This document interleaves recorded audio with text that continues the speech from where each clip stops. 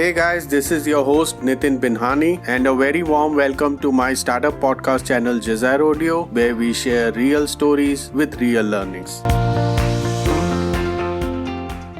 In today's episode, we'll delve into how a startup that raised over $400 million in funding and nearly hit profitability spiraled into near oblivion. We will explore the key reasons behind the dramatic decline of a once promising retail tech startup, Arzooo. The lessons here are not just about failures, but about strategy, relationships, and leadership, or the lack of it. Buckle up as we dive into this cautionary tale of ambition, mismanagement, and a crumbling journey of Arzooo. First, the disclaimer. The content of this podcast is based on media reports and is for informational purposes only. We do not verify the accuracy of the information presented, nor make any claims about the startups or individuals mentioned in this podcast. Arzooo was once the darling of India's retail tech scene. Co-founded in 2018 by Kushnud Khan and Rishi Raj Rathore, both seasoned ex-executives from Flipkart and IIT Kharagpur alumni, company aimed to disrupt how small electronics retailers source their goods like televisions, refrigerators, air conditioners, etc.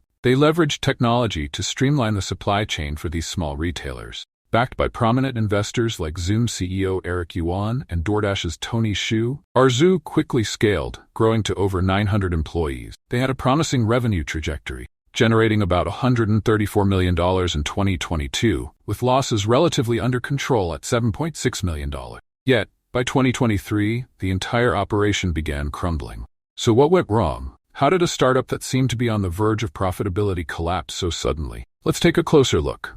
At its peak, Arzooo was doing something remarkable. They had 29,000 retailers on board and were handling 20,000 products. But a series of poor decisions, compounded by delays in payments to key partners and distributors, quickly caused the structure to weaken. Former employees reported that by late 2023, Arzooo was facing an alarming liquidity crisis. They couldn't even clear pending dues to sellers and employees.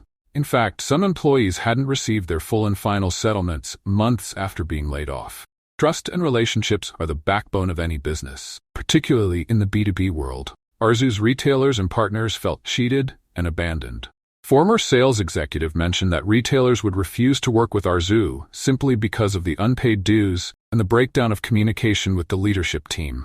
Well over 500 retailers in a single district refused to do business with Arzooo due to such issues. And this wasn't just a small blip. Arzoo's big annual sales event, World Electronics Day, generated up to $36 million in just 2 months. However, right after the sale, Arzooo started rejecting reimbursement claims, leaving many of their partners hanging. You'd think that a startup about to close deals of this scale would have the capital ready to back it up. Instead, it seems they were just plugging holes in the sinking ship. Now let's talk about leadership. As a startup grows, leadership becomes even more crucial, and Arzoo's leaders disappear when they are needed most. Multiple reports indicated that key executives, including the CFO, kept leaving the company. There was zero stability at the top, and this constant churn created a leadership vacuum. What's even more telling is that by early 2024, the company had fewer than 30 employees left, down from over 900. And when they tried to restart operations after a 4-month halt, they barely received 15 orders on the first day, as compared to 250 orders per day in their early days. Collapse was imminent. Key takeaways. 1.